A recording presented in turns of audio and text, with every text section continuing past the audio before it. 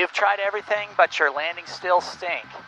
I'm here to tell you that you actually haven't tried everything, and today I'm going to share 5 insane landing tips that you probably never heard of. Let's see how many you know.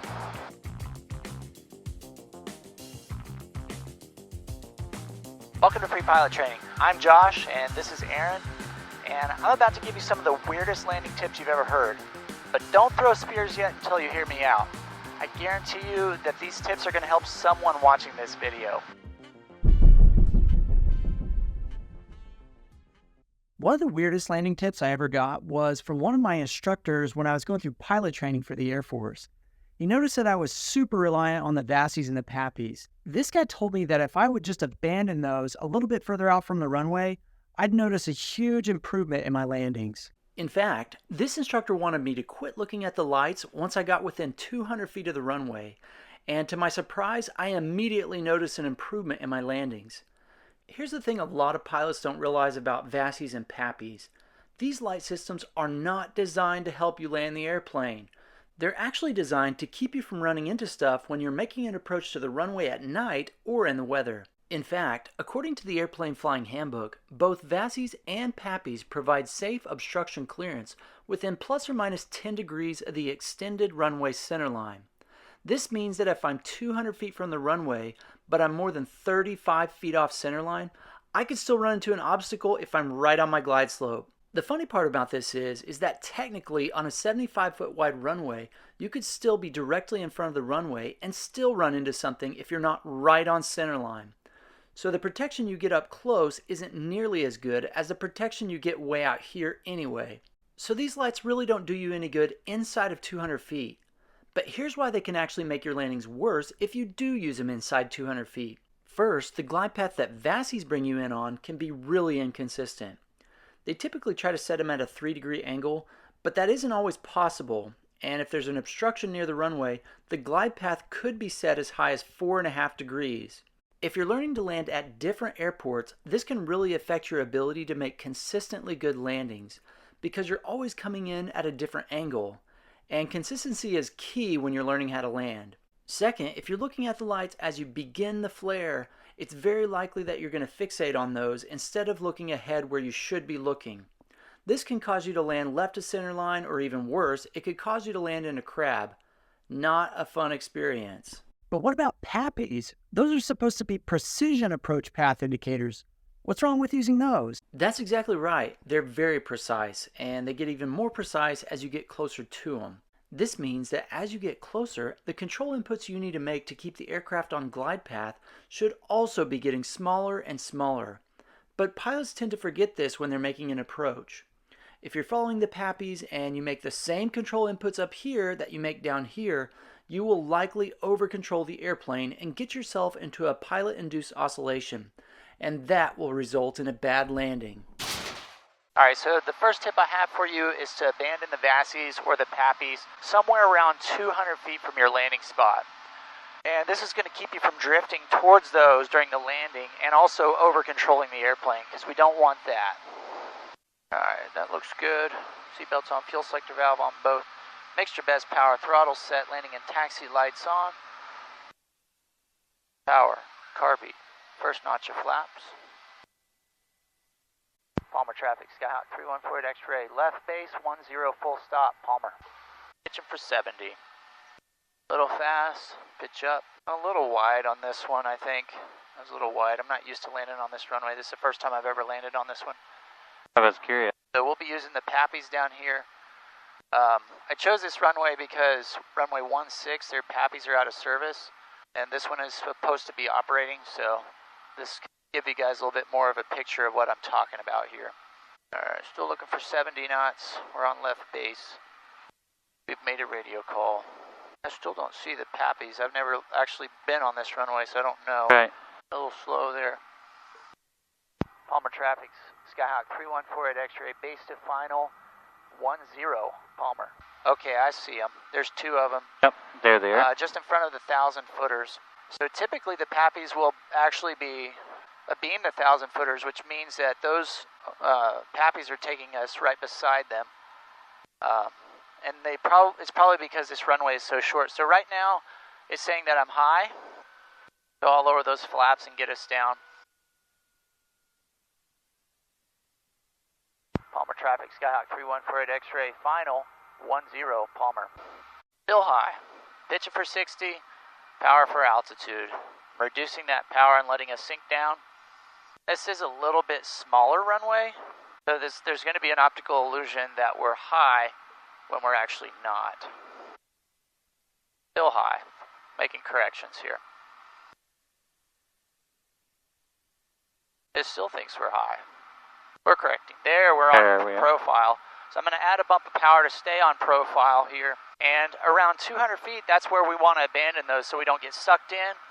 And we also don't over-control the airplane. Got a little low there, so I'm going to pick it up. So around 200 feet, so right here, I'm going to abandon those. And I'm going to focus on my aim point.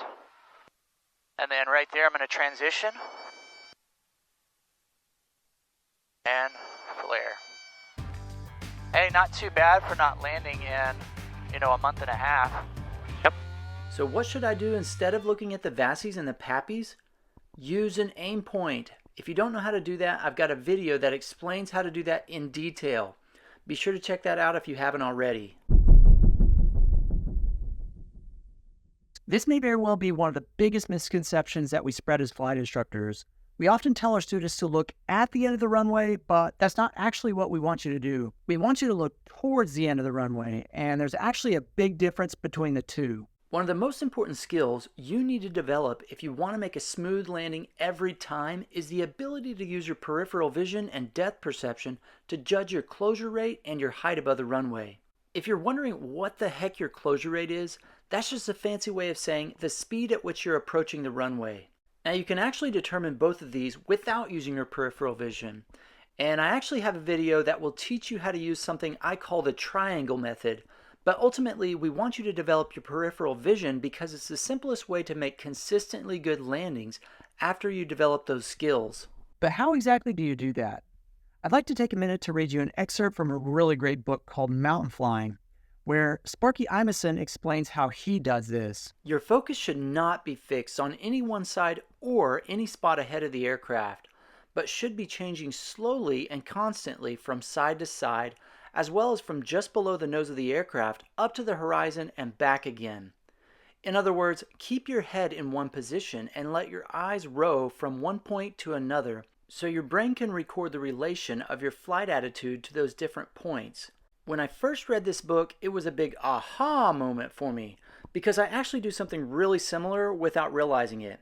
But I could never quite explain it to my students the way I wanted to, and now that I've read this book, this is the way I like to explain it. Do I have any shooters on here? If so, comment below. I'm just curious how many gun lovers I have that watch my videos.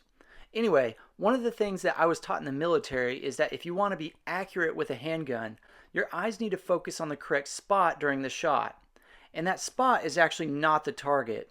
It's your front sight, and the target in front of you should actually be somewhat blurry. Landing an airplane is very similar to shooting a handgun. We're trying to be very precise with the way we're controlling the aircraft. So all the way down final, you should be using an aim point, and then as you begin the round out, you should take a quick glance at where you intend to touch down, and then gently raise the nose to get the airplane headed that direction. And then I like to tell students to mainly look at the top of the cowling and not at the end of the runway. Yes, you're looking towards the end of the runway, but you're not focusing on it. The end of the runway should be blurry. As you get into the flare, you're still looking straight ahead at the cowling, and you're keeping that nose frozen on the horizon with gradually increasing backstick pressure.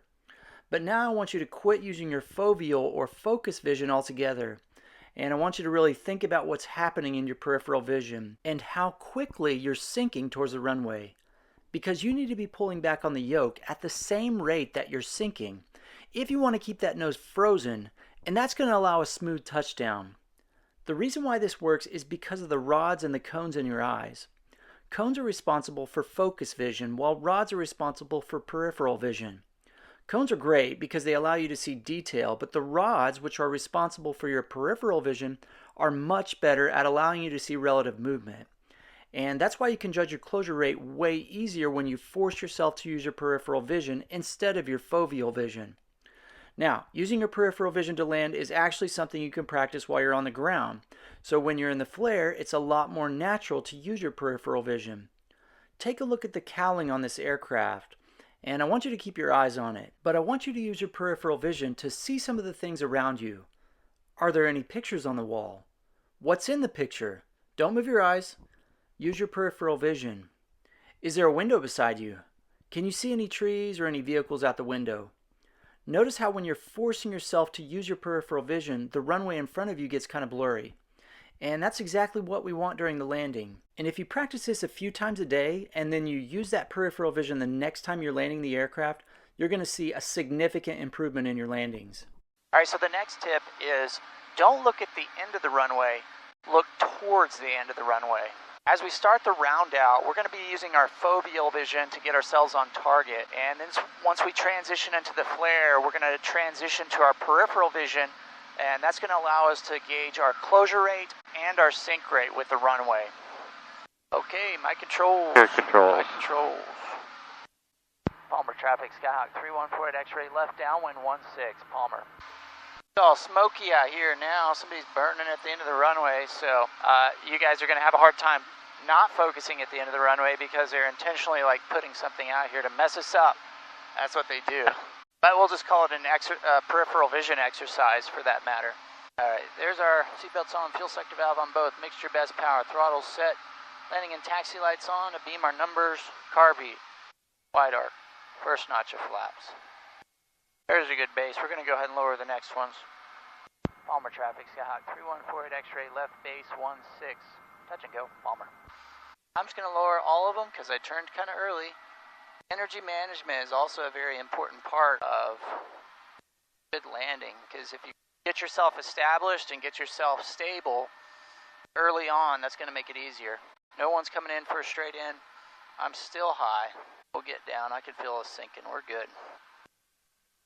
All right, so as we do this one, Palmer traffic, Skyhawk 314 at X-ray, base to final 16, Palmer. All right, so as I make this landing, what you're going to notice, and I kind of have my camera up a little bit high, so it's going to be a little bit messed up for you guys, but what I'm going to be doing is I'm going to be transitioning from looking at my aim point and then looking at my landing spot as I transition.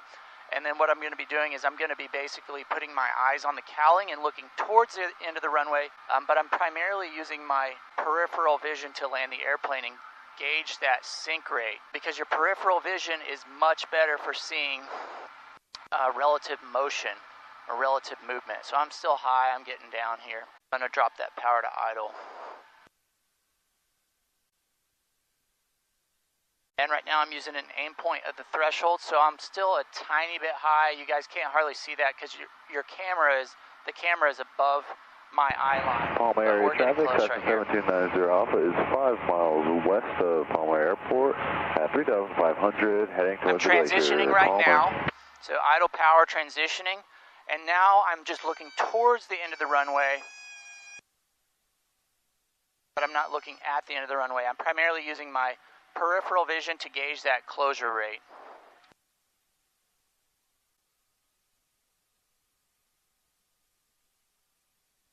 Power. Airspeed's coming alive. Oil pressure's in the green.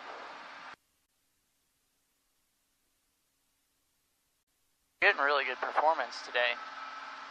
Okay, is cap heat on? Yeah, it's slightly on. Yeah, are you hot? Oh, I'm fine. I was just curious. You're concerned about fire? No, just warmth.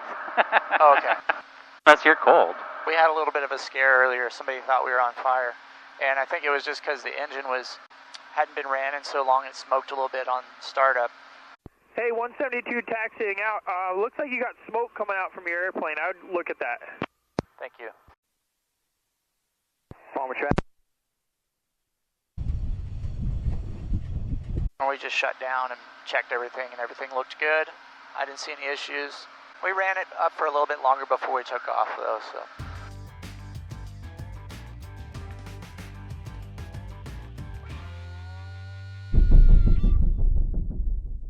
Always, always, always pick a spot where you intend to touch down. If you do this, and instead of just flying down and landing wherever, you're going to notice a huge improvement in your landings as well. I want to show you one of the requirements that you have to meet in order to pass the check ride when you make a normal landing. The Airman Certification Standards are what the examiner is going to be using on the check ride, and you probably already know that you don't have to land on a specific spot during a normal landing. But I want you to notice something.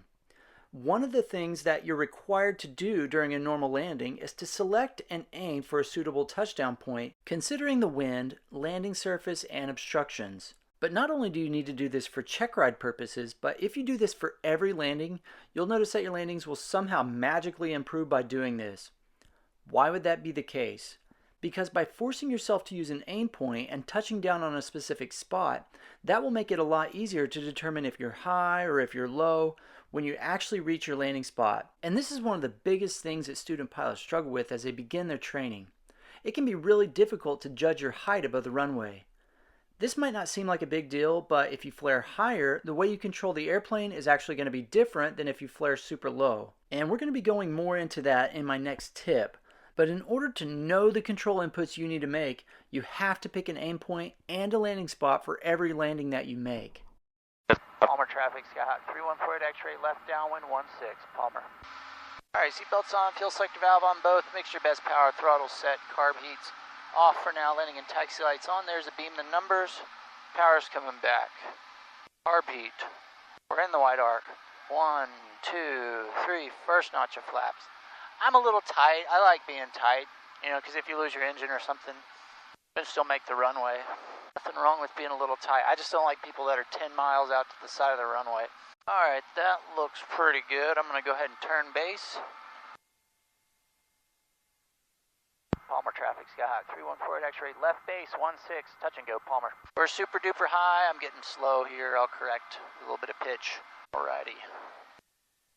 We're high. I got all the flaps in. I'm reducing my power to get us down. Alright, so what I want to do is I always want to pick a landing spot, because what that's going to do is that's going to ensure that I'm actually aiming for something. So right now my aim point is going to be the threshold, and then my spot I intend to touch down is that. Let's try to land on that second stripe there after the numbers. What do you think? Think we can do it? Yep. Alright, we're getting caught up on our glide slope here. I'm going to feed back in a touch of power. Palmer traffic, Sky Hawk 314 X-ray, final 16, Palmer. A little fast. I'm going to pitch up. Reduce the power. We climbed a little bit there. Alright, so my intended touchdown point is that second stripe. So I'm forcing myself to maintain those tight tolerances, and this is going to make it less likely for me to make a big mistake towards the end. And if I do make a mistake, then I'll just land on that third stripe. But I don't make too many mistakes. Nope. He knows. Alright, here we go. That's what you have me for. Idle power. I'm looking towards the end of the runway. Oh, I landed right on it. You see that? Yep. You're welcome for a perfect touchdown there. Yep.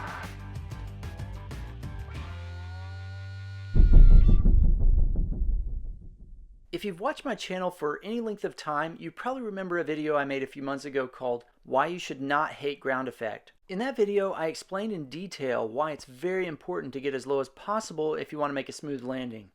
But if you accidentally flare too high, you can still make a smooth landing. You just need to be more aggressive when you flare, because induced drag will cause your airplane to slow down exponentially. Actually, it slows down quadratically, not exponentially. Actually, according to Oxford Languages, something that increases more and more rapidly is increasing exponentially. And when you're out of ground effect, the airplane loses lift more and more rapidly. The next time I have a mathematician correct me on the use of the English language, I'm going to run for president and ban all mathematics. But anyway, if you flare too high, you will slow down way more rapidly than you will down here. And that will cause you to sink way faster too. And to combat that, you must be more aggressive in the flare. Alright, so if we have a high flare, we need to flare harder. I'm going to intentionally flare high so you guys can see what I'm talking about. There are other ways to fix a high flare, like add more power. But let's just see if I can nail a landing without adding any power and just being a little bit more aggressive in the flare. Okay, Mic controls. Gear controls. Seatbelts on. Fuel selector valve on both. Make sure best power For throttle high. set. For high. Carb heat. Let's get in the wide arc. If you need to fix multiple things, always fix your airspeed first, because that will help you tremendously.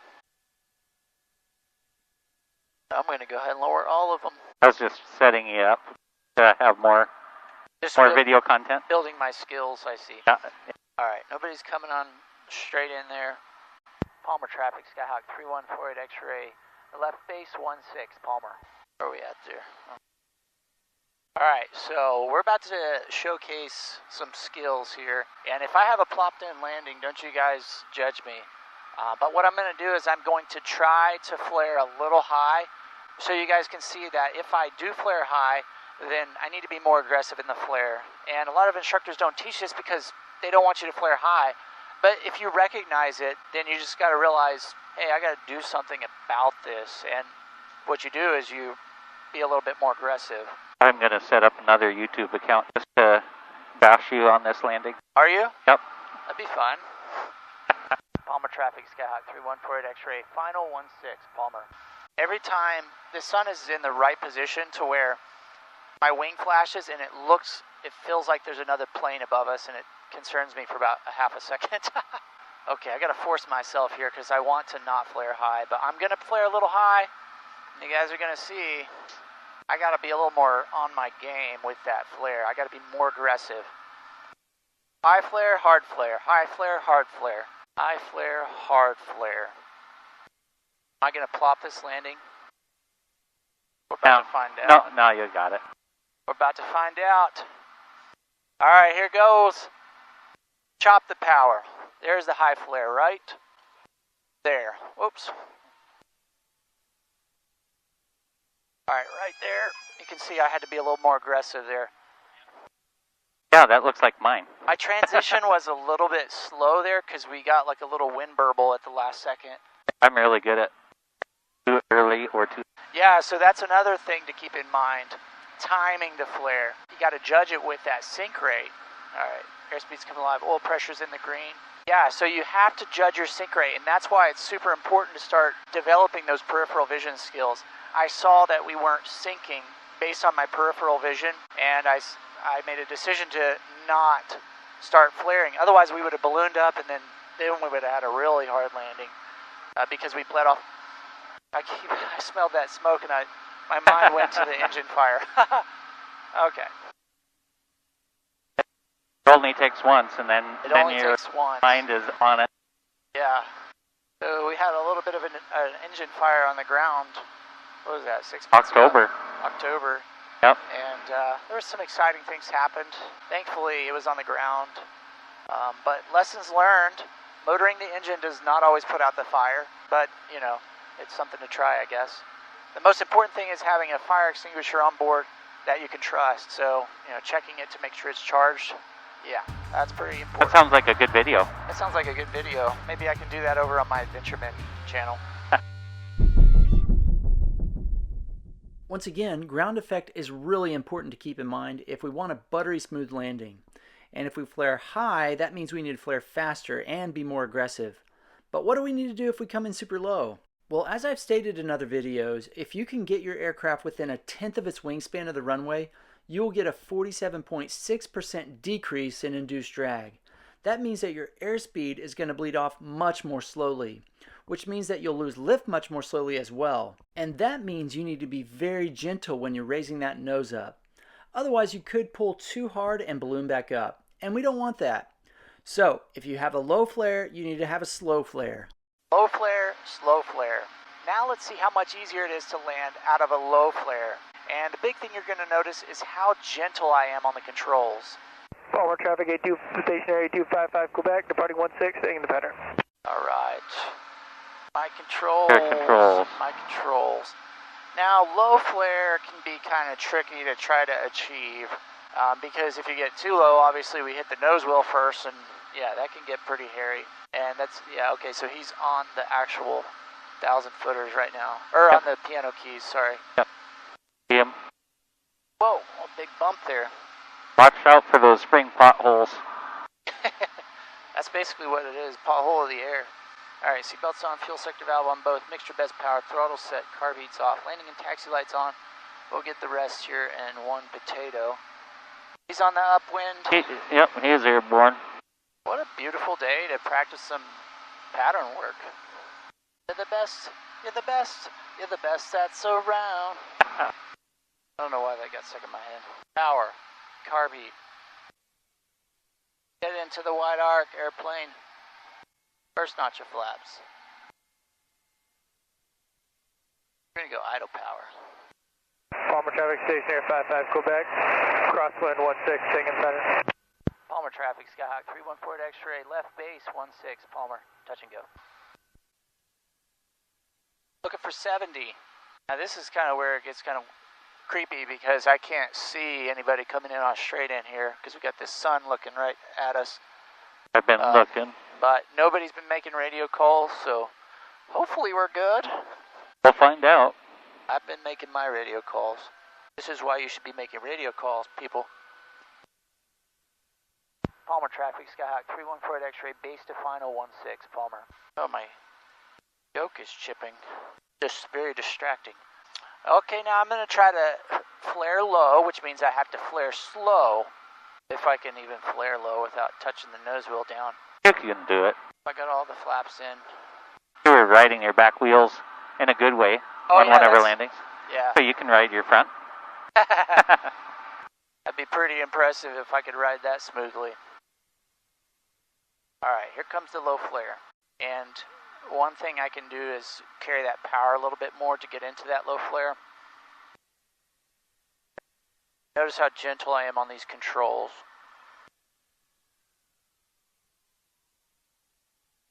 A lot more gentle.